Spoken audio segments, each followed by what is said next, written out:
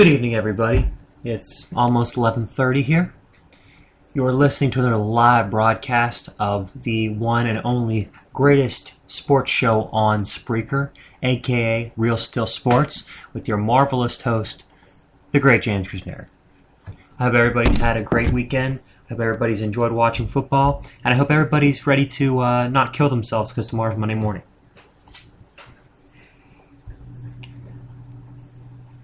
Mondays are bleh. I think just about everybody will testify to that.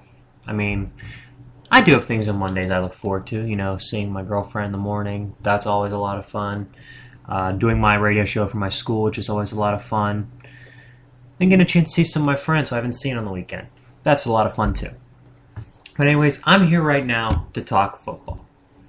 Week 5 is almost in the books. We have a game starting in about 15-20 minutes out in Oakland between the Chargers and Raiders, and one tomorrow night between the Jets and the Falcons in Atlanta. I will probably break down those games in my when I preview the next week's games on Wednesday night. I think what I will do is do a wrap up of those games because I won't get a chance to talk about them on this show here. But I would like to use this to do my amazing segment, which has finally made a comeback. The good, the bad, and the ugly. My favorite segment to do because I select 3 things from the NFL weekend that I figure are good, bad, and just plain out ugly. This is probably in the past, since I brought this segment back, I've been doing it for a couple weeks now. And I'd only been doing 2 things, but the fact is, now the NFL season's starting to come around, more interesting things are happening, and I'm getting a chance to do more and more, which is a lot more fun for me and gives you guys a lot more things left to hear. Hope you guys enjoy it. The good from Week 5 in the NFL. We got 3 teams left without a win, without a loss to speak of. The Saints, the Broncos, and the Chiefs. I gotta be honest, if Peyton Manning didn't have the subpar playoff record that he did, I'd be picking them to win the Super Bowl hands down. Because through 5 games, he's got 20 touchdowns and 1 pick. 1 pick, 20 touchdowns. To put in perspective how great a year that Peyton Manning is having,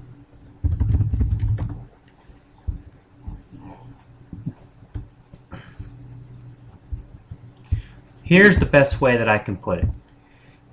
In the National Football League, a perfect pass rating for a game is 158.3.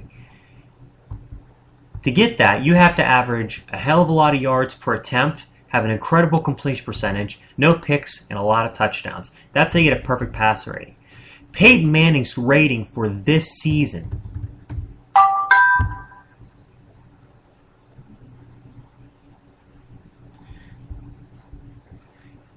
has just been absolutely preposterous. To give you his numbers, he's got 20 touchdowns, 1 pick. Sorry about that noise, people. That was my phone. 20 touchdowns, 1 pick, 1,884 yards, and a pass rating of 136.4. That would be about 15 points higher than the best season any quarterback ever had in terms of pass rating in league history. In Denver right now, they're averaging almost 50 points a game. The Saints, on the other hand, not quite the prolific offense, but their defense, which was the biggest question mark coming into this year, has answered the bell. They have been very, very good. 14 points allowed per game, 14.6 I should say, and they've been scoring 26.8.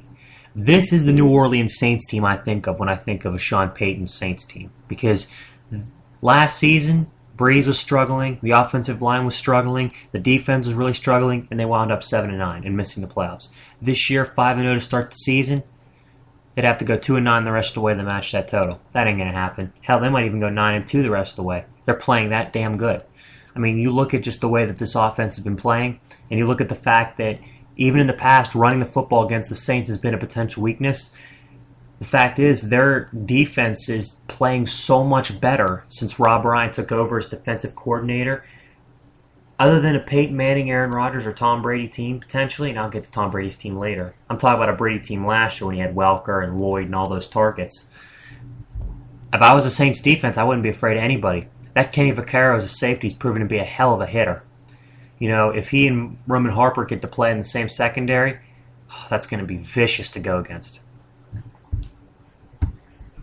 But the one team that's kind of getting lost in the shuffle here is the Kansas City Chiefs. They have 5 wins. They had 2 last year. They have 2 wins last year, and they've got 5 this year. And you look at their schedule and the way it's set up, you know, for the rest of the year. It's setting up very, very nicely for them to have a run.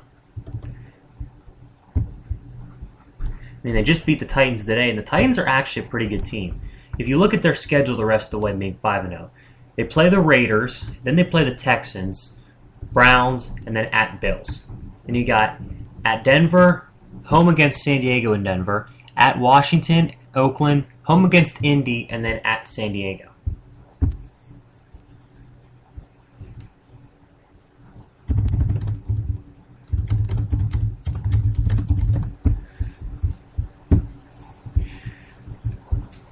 That's setting up very nicely. If you look, both Raider games are probably wins. That's 7 wins right there.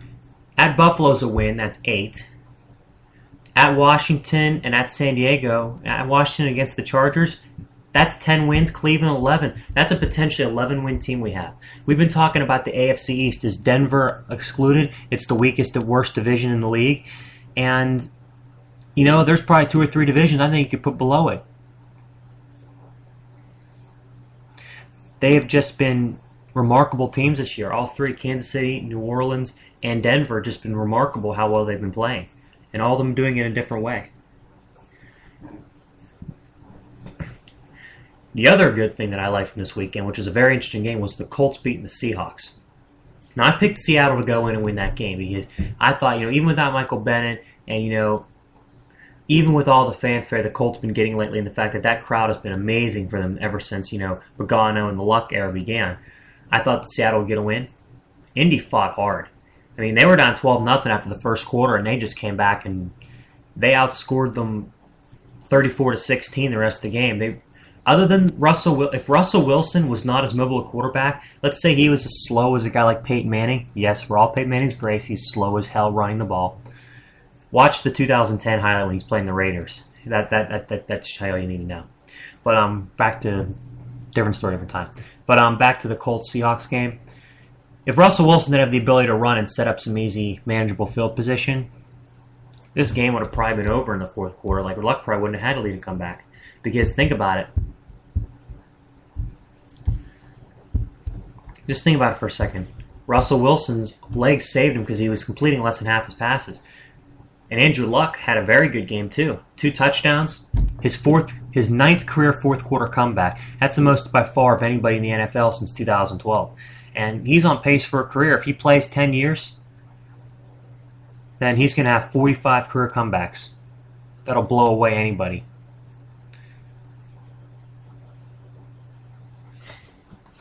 Plays 10 years, he gets 90. Now, I think that'll happen? No, I think eventually he'll be winning games by the end of the fourth quarter. But still, I mean, doing that, to come back, to beat arguably which team was people were considering the best team in the NFL next to Denver, and taking over sole possession of first in the AFC South, that's a hell of a weekend. They're 4-1 right now, and from the looks of it, there's really nobody in that division that can really compete with them for the division title. Houston maybe, but I'll get to why not later. Now, the best game by far, though, of the weekend wasn't Seattle and Indy. It was Denver and Dallas. One of the first NFL games I really ever remember watching in my life that I really, watched from start to finish was the Thanksgiving Day game between Dallas and Denver in 2005. That was a great game. The late run in the end of the game. I remember Jay Plummer was still the quarterback and Parcells was still the coach of the Cowboys. The Plummer was in Denver, not Dallas. Drew Bledsoe was still in Dallas. That's how long ago that was. But back to this point. These two teams seems to always play close, really good games against each other. I mean, 2009, 17-10, Denver pulled that out in Denver. That was a close game. But this was by far the best game of the weekend. 51-48, Denver wins it. I mean, 51-48. That's the ninth most. That's the fourth most points in NFL history. 99 combined. Would have loved to have seen him hit the century mark, but maybe that's more the fan of me talking. But Peyton Manning and Tony Romo had 929 yards and 9 touchdowns combined. They were just... You could have fooled me telling me there was a defense in that. There were 2 defenses in that game. The only time they even mirrored was when Peyton Manning's Manning's streak to start the season without a pick finally ended, which I predicted. And when Romo threw the dumb pass in the end of the fourth quarter would set up the Bronco field goal. But the stat that really stood out for me the whole game was you watch so many NFL games nowadays, you see sometimes teams, even in high-scoring games, 31-28, 34-31 even, you'll get 5-6 punts between 2 teams in one game. There was 1 punt in this whole game. Dallas punted 1 time, and that was Denver and Dallas, other than that, either scored or turnover on downs.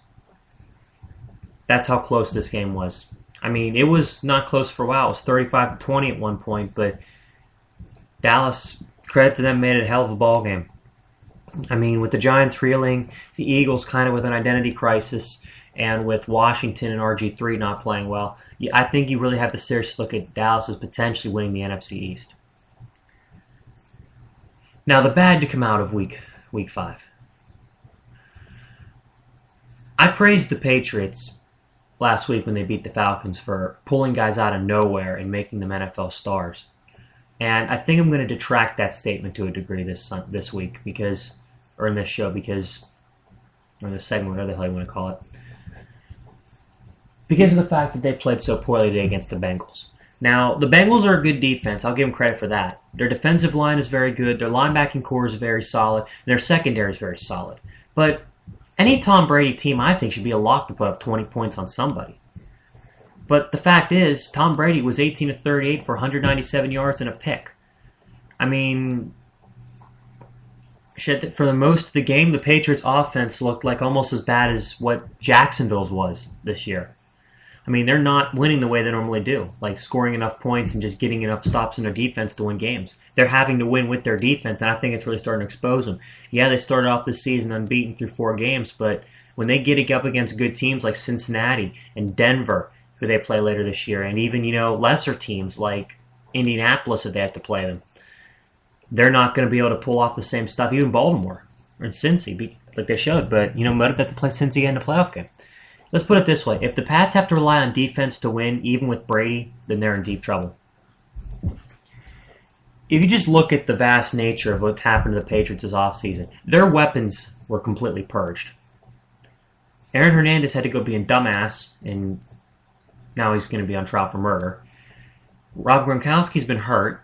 Brandon Lloyd chose acting over coming back to the NFL, and Wes Welker went to Denver. So pretty much right now, the best receiver that Tom Brady is playing with is Julian Edelman. As bad as the Steelers are this year, Julian Edelman wouldn't crack the starting lineup.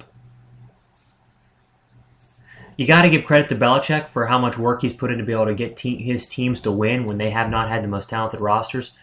But I think it's high time now that it's almost the end of Brady's career and he's got a bunch of years left on his contract. If he still wants to play them out, Belichick's got to go out and get him some damn weapons. Because if he just keeps getting in these little... I mean, let's put it this way. He's pretty much... It's kind of like you're a kid. You're just a young kid who just got his first car. And you just keep going from beater to beater to beater to beater. Yeah, you're getting yourself from place to place, but it's not very efficient because you just have to keep spending money to fix them. Instead of saving money, going out and just, getting a good car that's going to last you 15, 10, 12 years. That's kind of what the Patriots have been like. They've been just getting these guys and recycling them. That really, ever since the days of Welker and Moss, they've not had that many, guys stay on the roster long-term at receiver. I mean, Edelman's been there for a while, but then again, he played defense. That's the only reason why he stayed. I mean, Dobson and Tompkins are both rookies. Amendola was rusty today. 2 of those 3 were undrafted. I mean, you can't keep winning. I don't care how good your quarterback is. You need to get him weapons that can play in the NFL. You can't just get... Eventually, you're going to get... Their schemes are going to get caught on by defenses, and you're not going to be able to move the ball at all. And the Bengals, 162 yards and controlling the clock for 34 minutes and 16 seconds. Got to give them credit for that. Speaking of controlling the clock, speaking of control, I should say, Carolina's offensive line pretty much got controlled today by Arizona's defense. Linebacker Darrell Washington for the Cardinals returned after his 4-game suspension due to drug violation, and he had 2 sacks and interception. And Carolina's offensive line yielded not 1, not 2, not 3, not 4, not 5, not 6, but 7 sacks. Carolina's played 4 games so far this year. They had a bye week last week, so they're one of the early byes. You had the 7 sacks they gave up today versus the 8 sacks that they allowed in the previous 3 games. That's 15 sacks. Cam Newton's on pace to get sacked 60 times. Now, I know Cam Newton's strong, big, strong, fast, mobile, whatever you want to call him. But, I mean, you can't just keep letting your quarterback get hit and hit and hit and hit. It's going to wear on him. And eventually, see, Cam Newton, I mean, you can't keep doing that because, I mean, you need to give the guy confidence in the pocket and let him have faith in his offensive lineman so he can make plays because, hell, if he can't throw the football, he's not going to be able to find a running lane to escape. And then he's just going to get sacked and hit even more. But the other thing that I didn't like from Week 5 that is starting to rub me is because Tony Romo's having one of the best starts to his career he ever had. And again, he blows it. He had one of his best games as a pro, and he blew it. 5 touchdowns over 500 yards, blows it. And then Matt Schaub said, I thought it was funny because when I watched the Sunday night game when the Texans got blown up by the Niners, they did a statistic early in the first quarter that Schaub has been picked off for a touchdown 3 times in a row, 3 games in a row, which is ties for an NFL record. And immediately, the play right after that, they showed that statistic, he got picked off for a touchdown. 4 straight games with a pick 6, most in league history. I'm going to talk more about the Texans as a whole later, but I'll just say right now that if you're Houston and you've had a team that's been a potential contender at some points the last few years, I'd be worried by now.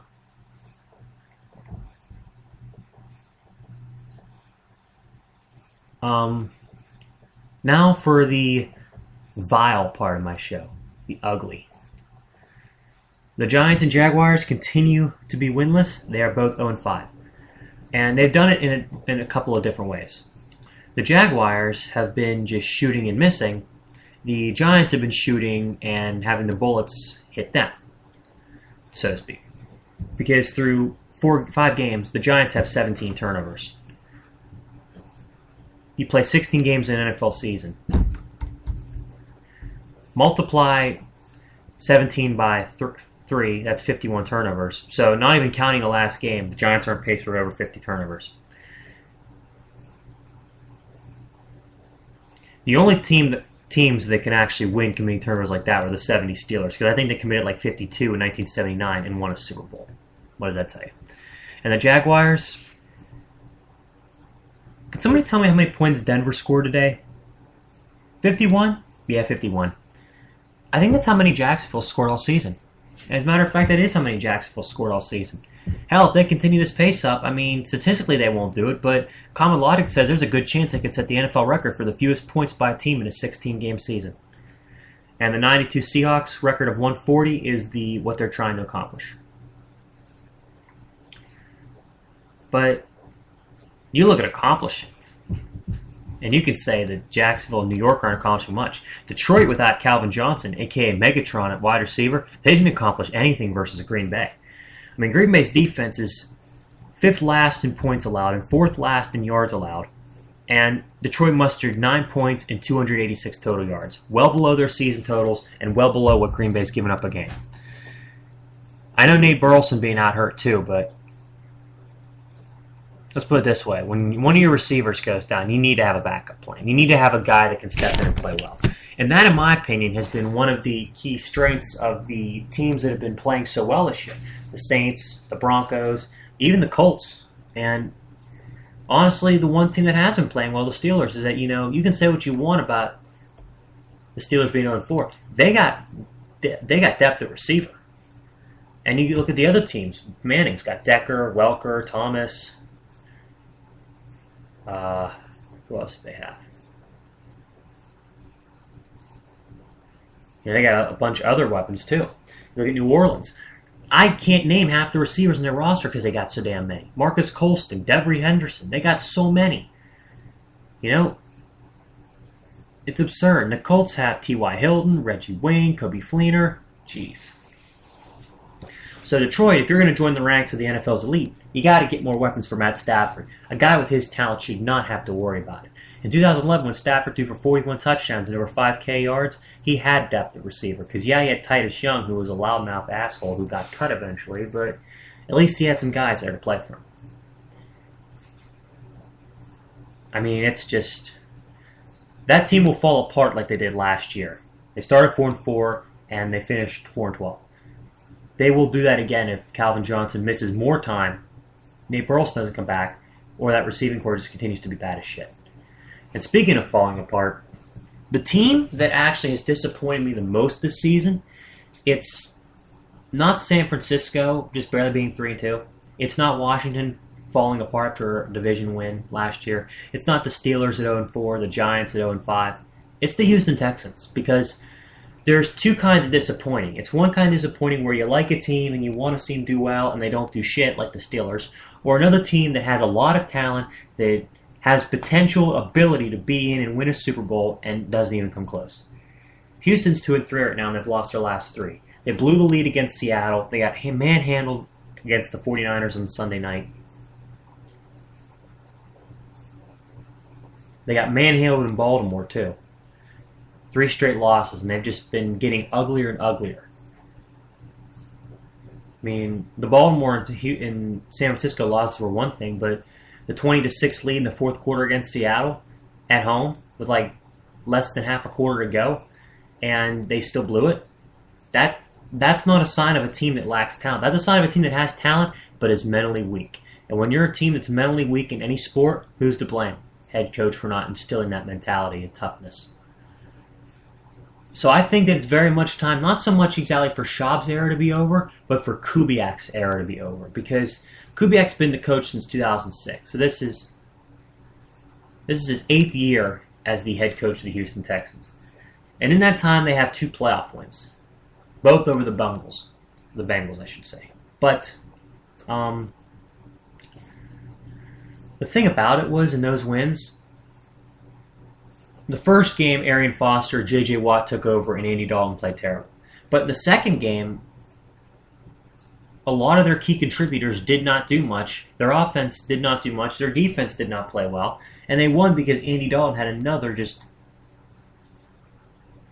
miserable outing. This just in, by the way. Breaking news via the Sports mobile app on my phone. Bucks recently released quarterback Josh Freeman has decided to sign with the Minnesota Vikings. I'll probably do a little bit on that tomorrow or something, or very soon, because I'll definitely have something to say about that. But I'm not so much sure that Matt Schaub's time in Houston's over. He's an old guy, too. He's been around the NFL for 10, 11 years. I think maybe it's time to look for, a quarterback to bring up. And I think a guy you could potentially fall into your lap that you could get local could be Johnny Manziel. I'm serious. Johnny Manziel could fall to the Texans because if they go 8-8, miss the playoffs, and Kubiak gets fired, they'll want to bring in a new coach and they'll want to bring in a new quarterback if Schaub doesn't play well. I mean, in Schaub's defense, you really can't say he has much of a defense because think about he's had one of the best offensive lines in the league the last 4 or 5 years. He's had one of the best running backs and one of the best backup running backs in the NFL the last 4 or 5 years. He's had Andre Johnson, who's, if he keeps up these numbers, he's going to be a Hall of Fame receiver with or without a Super Bowl because he's climbing the ranks of the all-time greats in terms of yards, receptions, and touchdowns. And Owen Daniels has been a Pro Bowl tight end. He's had talent around him. Can't say his defense has been bad because look at the last few years. They finished in the top 10 one year and the top 15 the next. And without injuries, they probably would have finished in the top 5 the year after. In fact, I'm actually recanting my first statement. They were a top 5 defense in 2011 and a top 10 defense last year. And this year, they're one of the best defenses again, and they're 2-3. That streak of 4 straight games with a pick 6, I think, kind of says it all. It just shows that he can't do it. He cannot do it. I would love to sit here and say that Shaw, because he's from Pittsburgh, he's from this area, I'd love to see him win a Super Bowl because it'd be another Pittsburgh guy winning a Super Bowl. But I just don't think it's going to happen for him or for Kubiak. If they do win, it'll probably have to be somewhere else because together start as guys in Houston, they can't do it. Okay, that's my wrap-up show for Week 5 around the NFL. I'll probably do a little segment on the Sunday night game in Oakland and the Monday night game in Atlanta once those games concluded, and I'll probably do something about Josh Freeman too. Until then, James Krasnerick, Real Steel Sports, signing off. Thank you for listening.